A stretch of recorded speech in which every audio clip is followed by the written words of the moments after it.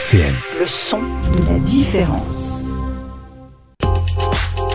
Le rendez-vous conseil avec l'UFC Que Choisir. Et bienvenue dans ce nouveau rendez-vous conso avec vous, Odette. Bonjour Odette. Bonjour Thomas. Je rappelle que vous êtes membre de l'association UFC Que Choisir et aujourd'hui avec vous, on va parler d'un sujet important, les thermostats connectés. Et alors surtout, les thermostats connectés gratuits. Qu'est-ce que ça cache? Tout à fait. Et bien alors, on est régulièrement interpellé par des consommateurs qui ont fait l'objet d'un démarchage à domicile pour leur proposer, alors de façon quelquefois très très insistante, la pose de thermostats connectés gratuits qui serait soi-disant obligatoire au 1er janvier 2025. Eh ben, est-ce que la réglementation le prévoit? Qu'est-ce qu'elle prévoit, la réglementation là-dessus du coup? Alors pas du tout ça. Donc il y a effectivement un décret qui a été publié au journal officiel le 8 juin 2023 qui indique qu'à partir du 1er janvier 2027 et pas 2025, tous les logements existants et neufs devront être équipés d'un système de régulation automatique de la température de chauffage par pièce. D'accord. Donc ça, c'est effectivement un texte officiel. Donc il ne parle absolument pas dans ce texte de thermostat connecté, mais d'un dispositif qui permet de régler la température sur chaque radiateur électrique ou chauffage central. C'est-à-dire qu'on peut effectivement mettre moins... Un peu différent quand même. Complètement différent. et que proposent du coup les entreprises qui font du démarchage? Alors ces entreprises qui font donc du démarchage à domicile, elles proposent d'installer des thermostats connectés sans rien avoir à payer. Donc elles disent effectivement c'est gratuit et en échange, elles vont capter des aides publiques. Très bien, et c'est bien, c'est une méthode. Et à quoi bon se ruiner s'il est possible de ne rien dépenser du coup? Alors c'est ce que peuvent penser effectivement les consommateurs, puisqu'on leur propose d'avoir un service complètement gratuit. Alors effectivement, les thermostats connectés, ça existe depuis un certain temps, c'est parfois très très cher. Et donc, effectivement, les publicités qui vantent l'entière gratuité des produits fleurissent. Alors il y en a sur Internet et il y en a partout ailleurs, effectivement.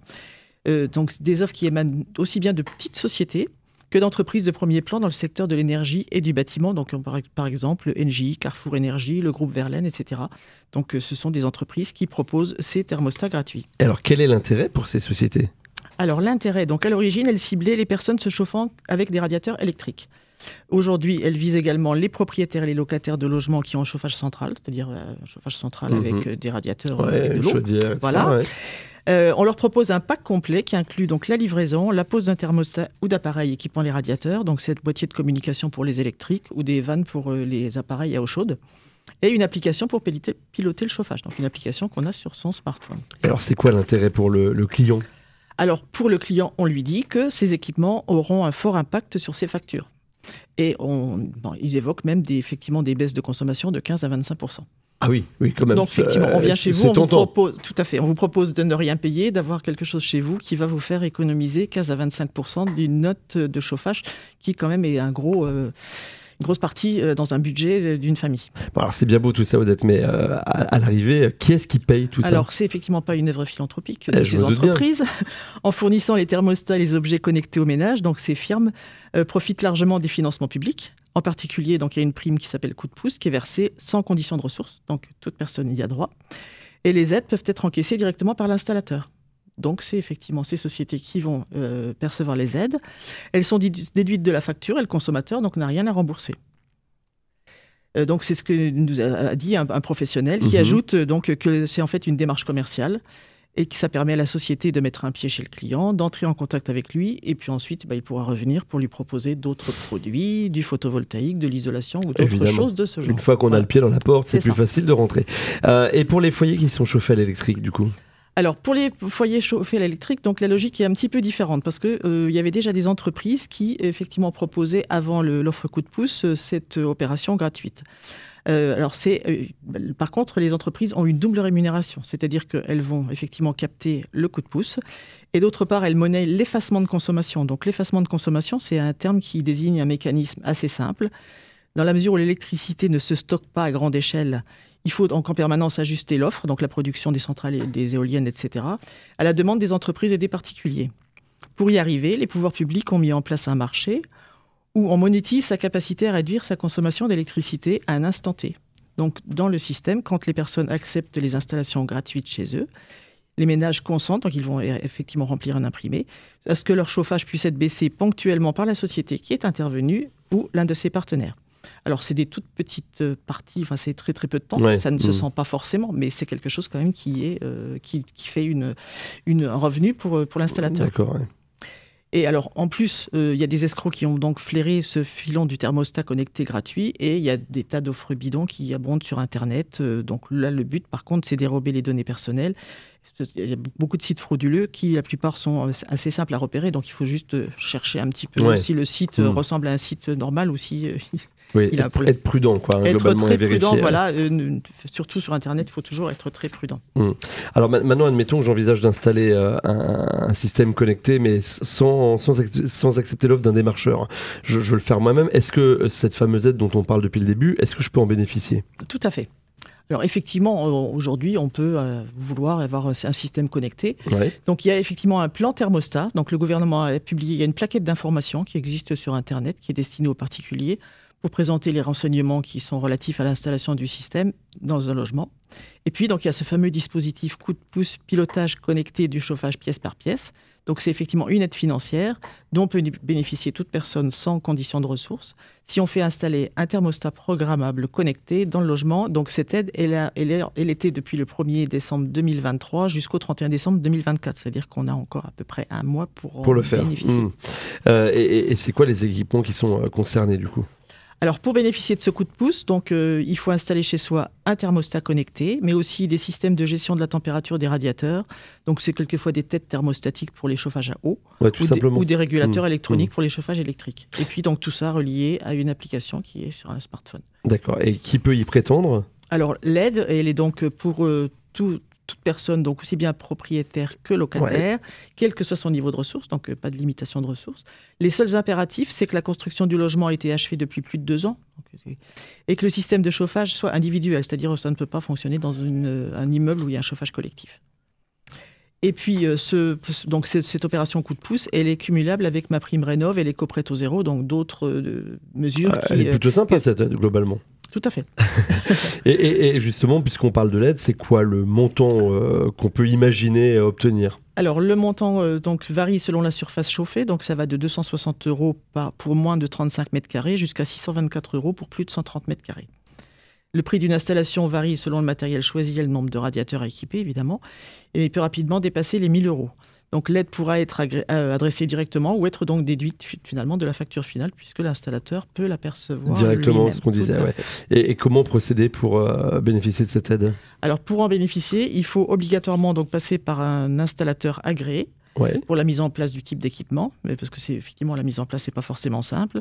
Il faut dans certains cas raccorder un relais à la chaudière, purger l'eau du réseau de chauffage, etc. Donc réaliser des branchements électriques. Oui, donc d'où le principe d'avoir un installateur qui connaisse et qui soit agréé. Oui, et puis de toute façon, c'est obligatoire pour avoir les aides, donc on ne peut pas le faire soi-même. Quels sont les bénéfices ? Alors, les bénéfices de ces appareils, c'est quand même de pouvoir affiner la température du logement et la contrôler à distance. C'est-à-dire que je vais rentrer à la maison, je vais mettre en route mon chauffage avant de rentrer. On peut donc régler la température de chaque pièce. On peut déclencher ou stopper le chauffage. Si je ne rentre pas à l'heure prévue, je peux l'arrêter. On peut programmer des plages de chauffe facilement depuis un smartphone, une tablette ou un ordinateur. Et puis, en fonction du modèle qui est choisi, on a accès à des fonctionnalités plus poussées comme la détection de présence des habitants. Donc ça précède d'autres choses qui viennent. L'arrêt du chauffage en cas de détection de fenêtre ouverte. Donc, je suis parti en laissant la fenêtre ouverte. Ah oui, on ne va pas chauffer pour rien. Tout à fait. L'anticipation de la chauffe, etc. Donc, ça, ce sont des services supplémentaires qui peuvent être proposés avec ces systèmes. Alors, effectivement, les équipements permettent de faire de réelles économies de chauffage, mais elles risquent d'être limitées si on a déjà l'habitude de moduler sa température. C'est-à-dire que si déjà chez soi, on a un thermostat, qu'on a réglé ses plages de présence, etc., l'intérêt est moindre. Voilà. Et c'est vrai que ça peut être très intéressant pour quelqu'un qui a l'habitude de fonctionner avec des appareils connectés, qui le fait de façon habituelle. Pour revenir sur les démarchages à domicile, les personnes qui ont été démarchées et qui ont accepté parce que c'était gratuit, etc., bien souvent ne savent pas utiliser, donc ça ne présente aucun intérêt. Bien sûr. Elles se retrouvent avec une application sur leur smartphone dont elles ne sauront pas... donc globalement, ça va chauffer tout le temps, ou au contraire, ils auront froid tout le temps, mais ça ne va pas être utilisé. Ou alors, oui, c'est ça, elles vont pas en fait utiliser, donc ça ne présente pas un intérêt énorme.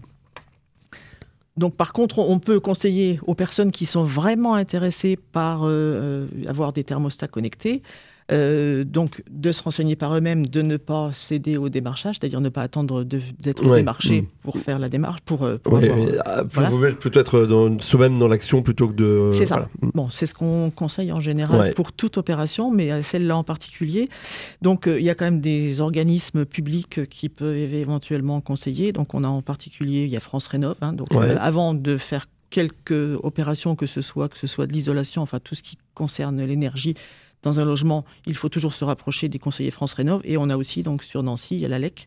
Donc ces deux organismes ont deux sites internet. France Rénov', c'est francerénov.gouv.fr, ou l'ALEC, c'est alec-nancy.fr. Très bien.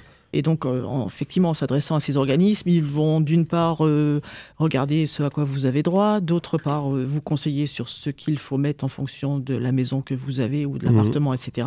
Et puis, mais éventuellement, vous conseiller des entreprises qui vont pouvoir faire les choses de façon sérieuse et pas seulement venir récupérer, entre guillemets, des aides. Une prime, oui, exactement. Encore un petit conseil avant de finir, si on devait résumer un petit peu. De façon générale, en fait, on le dit pour d'autres opérations aussi, c'est ne jamais accepter, sans demander d'autres devis, les offres des entreprises qui font du démarchage à domicile, parce que malheureusement, il y a beaucoup de domaines où il y a du démarchage à domicile. Et on vous dit qu'on est les moins chers. Et puis il y a une telle pression en plus des personnes qui sont en face de vous que souvent on cède et après on se dit mais non, on ne s'est même pas rendu compte qu'on signait un bon de commande, quoi. Donc c'est vraiment toujours systématiquement démarchage à domicile, c'est ne rien signer du tout, même si on vous dit que c'est un devis, que c'est une étude, etc. Et puis, toujours faire plusieurs devis avant toute opération de travaux, que ce soit en énergie ou en autre. De toute manière, exactement. Merci beaucoup, Odette. Et puis, évidemment, on peut se rapprocher du UFC Que Choisir si on a des questions ou des difficultés. Tout à fait. Donc, on peut prendre rendez-vous depuis notre site internet, nancy.ufcquechoisir.fr. Donc voilà, on peut aussi poser ces questions en ligne et on a des réponses rapidement. Merci beaucoup, Odette. On se retrouve nous la semaine prochaine pour un nouveau rendez-vous conso. Tout à fait. Bonne semaine à vous et à la semaine prochaine. RCN, www.rcn-radio.org